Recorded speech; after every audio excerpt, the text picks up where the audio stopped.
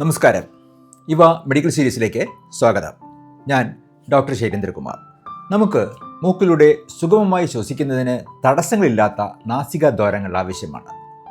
നമ്മുടെ മൂക്കിനുള്ളിൽ ഇടത്തും വലത്തുമായി 2 വായുമാർഗങ്ങളെ വേർതിരിക്കുന്ന മതിലാണ് നേസൽ സെപ്റ്റം.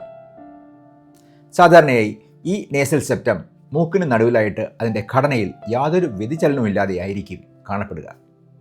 പക്ഷേ ചിലപ്പോൾ ചിലരിൽ അപകടം മൂലമോ ജന്മന കിട്ടിയ ഘടനാപരമായ കാരണങ്ങളാലോ ഈ സെപ്റ്റം ഒരു വശത്തേക്ക് വളഞ്ഞു പോകാം.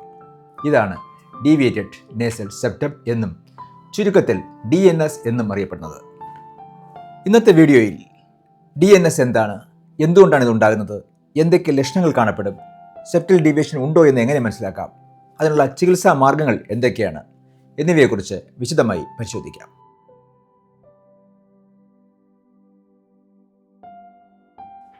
പ്രയോജനപ്രദമായ ഇത്തരം വീഡിയോകൾ നിങ്ങൾക്ക് സ്ഥിരമായി ലഭിക്കുന്നതിനായി ഇവ മെഡിക്കൽ സീരീസ് ചാനൽ സബ്സ്ക്രൈബ് ചെയ്ത് ബെൽ ബട്ടൺ ക്ലിക്ക് ചെയ്ത് ഓൾ എന്ന ഓപ്ഷൻ ഓൺ ആക്കിയിടുക.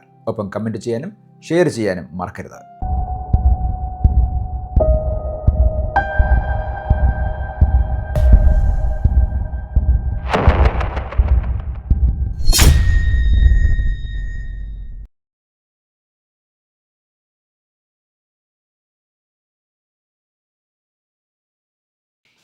നമ്മുടെ മൂക്കിലെ 2 അറകളെയും വേർതിരിക്കുന്ന മധ്യഭാഗത്തായി കാണുന്ന തരുണാസ്ഥിയും അസ്ഥിയും ഉൾപ്പെടുന്ന ഭാഗമാണ് സെപ്റ്റം. ഈ സെപ്റ്റം ഒരു വശത്തേക്ക് സ്ഥാനഭ്രംശം സംഭവിക്കുമ്പോഴാണ് സെപ്റ്റൽ ഡീവിയേഷൻ എന്നറിയപ്പെടുന്ന വ്യതിയാനം സംഭവിക്കുന്നത്. സെപ്റ്റൽ ഡീവിയേഷൻ ഉള്ളവരിൽ അവരുടെ ഒരു വശത്തെ നാസികാദ്വാരം ചെറുതാവുകയും മറുവശത്ത് വലുതായിട്ട് കാണപ്പെടുകയും ചെയ്യുന്നു. ജനസംഖ്യയുടെ ഏതാണ്ട് 80% പേരിലും നേസൽ സെപ്റ്റൽ ഡീവിയേഷൻ, അതായത് മൂക്കിലെ മധ്യഭാഗത്തെ പാലത്തിൻ്റെ വ്യതിചലനം കണ്ടുവരുന്നു.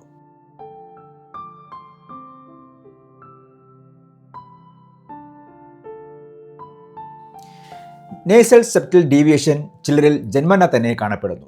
മറ്റു ചിലരിൽ മൂക്കിന് സംഭവിക്കുന്ന പരിക്കുകൾ കാരണം സെപ്റ്റൽ വ്യതിചലനം സംഭവിക്കുന്നു. സാധാരണഗതിയിൽ താരതമ്യേന ചെറിയ തോതിലുള്ള സെപ്റ്റൽ വ്യതിയാനം ഉള്ളവരിൽ രോഗലക്ഷണങ്ങളൊന്നും കാണാറില്ല.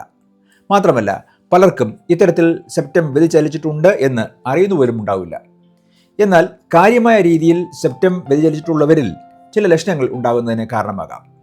ഇവരിൽ മൂക്കിലൂടെ ശ്വസിക്കുന്നതിനുള്ള ബുദ്ധിമുട്ട്, തലവേദന, മുഖവേദന, മൂക്കടപ്പ്, സ്ട്രൈഡർ അഥവാ ശബ്ദമയമായ ശ്വസനം, മൂക്കിൽ നിന്ന് രക്തസ്രാവം, ക്രോണിക് സൈനസൈറ്റിസ്, കൂർക്കം വലി, സ്ലീപ്പ് അപ്നിയ തുടങ്ങിയ ലക്ഷണങ്ങൾ അനുഭവപ്പെടാം. 1 അല്ലെങ്കിൽ 2 നാസാന്തരങ്ങൾ തടസ്സം അനുഭവപ്പെടാവുന്നതാണ്. ഈ തടസ്സം മൂക്കിലൂടെ ശ്വസിക്കുന്നത് ബുദ്ധിമുട്ടാകും. പ്രത്യേകിച്ച് ജലദോഷമോ അലർജിയോ ഉള്ളപ്പോൾ കൂടുതൽ ബുദ്ധിമുട്ടുണ്ടാക്കും. ഇത് നേസൽ ഭാഗങ്ങൾ വീർക്കുന്നതിനും ഇടുങ്ങിയതാക്കുന്നതിനും കാരണമാകും. സെപ്റ്റം വ്യതിചലിച്ചിട്ടുള്ളവരിൽ നേസൽ സെപ്റ്റത്തിൻ്റെ ഉപരിതലം വരണ്ടതാകാം. ഇത് മൂക്കിൽ നിന്ന് രക്തസ്രാവത്തിനുള്ള സാധ്യത വർദ്ധിപ്പിക്കുന്നു. ചിലർക്ക് മുഖത്ത് വേദന അനുഭവപ്പെടാം. ഉറക്കത്തിൽ ശ്വാസമുട്ടൽ, വ്യതിചലിച്ച സെപ്റ്റം അല്ലെങ്കിൽ മൂക്കിലെ കോശങ്ങളുടെ നീർവീക്കം ഉറക്കത്തിൽ ശബ്ദമയമായ ശ്വാസോച്ഛ്വാസത്തിനുള്ള നിരവധി കാരണങ്ങളിലൊന്നാണ്.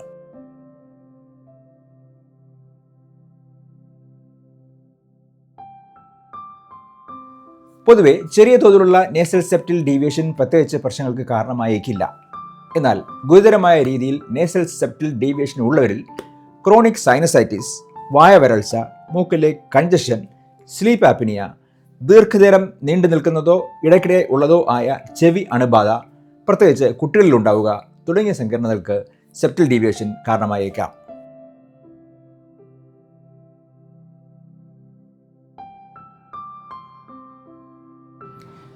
സെപ്റ്റൽ ഡീവിയേഷൻ ഉണ്ടോ എന്ന് സ്വയം പരിശോധനയുടെ ഒരു പരിധിവരെ സ്വയം കണ്ടെത്തുവാൻ കഴിഞ്ഞേക്കും. തല പിന്നിലേക്ക് ചായ്ച്ച് കണ്ണാടിയിൽ നോക്കി 2 നാസാന്തരങ്ങളും സമമാണോ എന്ന് പരിശോധിക്കുക.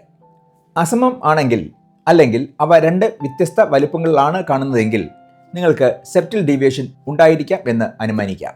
മറ്റൊരു മാർഗം വിരൽ ഉപയോഗിച്ച് നാസാന്തരങ്ങൾ ഒന്ന് അടച്ചു പിടിക്കുക. എന്നിട്ട് മറ്റേ നാസാന്തരത്തിലൂടെ ശ്വസിക്കുകയും വായുപ്രവാഹം ശ്രദ്ധിക്കുകയും ചെയ്യുക. ആ നാസാന്തരത്തിലൂടെ ശ്വസിക്കുന്നത് എളുപ്പമോ അതോ ബുദ്ധിമുട്ടോ ഉള്ളതാണോ എന്ന് ശ്രദ്ധിക്കുക. തുടർന്ന് അടുത്ത നാസാന്തരം അടച്ചുപിടിച്ച് ഇത് ആവർത്തിക്കുക. ഏതെങ്കിലും നാസാന്തരങ്ങളിലൂടെ ശ്വസിക്കാൻ ബുദ്ധിമുട്ട് അനുഭവപ്പെടുന്നു എങ്കിൽ വ്യതിചലിച്ച സെപ്റ്റം ഉണ്ടാകാം എന്ന് കരുതാം. ഈ സ്വയം പരിശോധനാ രീതികൾ സഹായകരമാണെങ്കിലും സെപ്റ്റൽ ഡീവിയേഷൻ ഉണ്ടോ എന്ന് ഉറപ്പാക്കാനുള്ള ഉറപ്പായ ഏക മാർഗം ഒരു ഡോക്ടറെ കണ്ട് രോഗനിർണയം നടത്തുക എന്നതാണ്.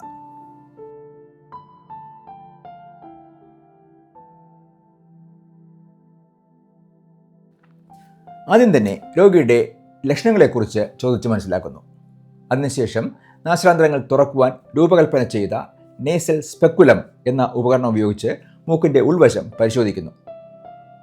ചിലപ്പോൾ മൂക്കിനുള്ളിലെ കോശങ്ങൾ വിലയിരുത്തുന്നതിനായി നേസൽ എൻഡോസ്കോപ്പി, CT സ്കാൻ തുടങ്ങിയ പരിശോധനകളും ആവശ്യമായി വന്നേക്കാം.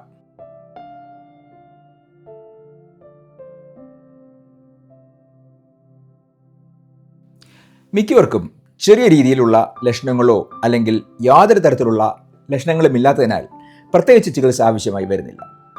മരുന്നുകൾ ഉപയോഗിച്ച് നേരിയ ലക്ഷണങ്ങൾ ചികിത്സിക്കാവുന്നതാണ്. എന്നാൽ സെപ്റ്റൽ ഡീവിയേഷൻ കാരണം ശരിയായി ശ്വസിക്കുന്നതിന് തടസ്സം സൃഷ്ടിക്കുന്നുവെങ്കിൽ ശസ്ത്രക്രിയ ആവശ്യമായി വന്നേക്കാം.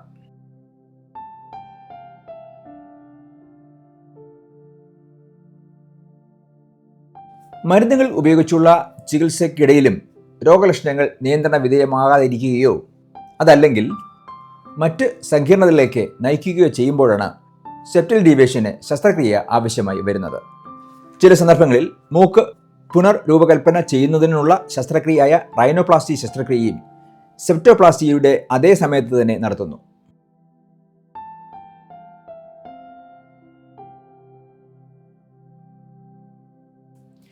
ശസ്ത്രക്രിയയിലൂടെ പ്രതീക്ഷിക്കാവുന്ന പുരോഗതിയുടെ തോത് സെപ്റ്റൽ ഡീവിയേഷന്റെ തീവ്രതയെ ആശ്രയിച്ചിരിക്കുന്നു.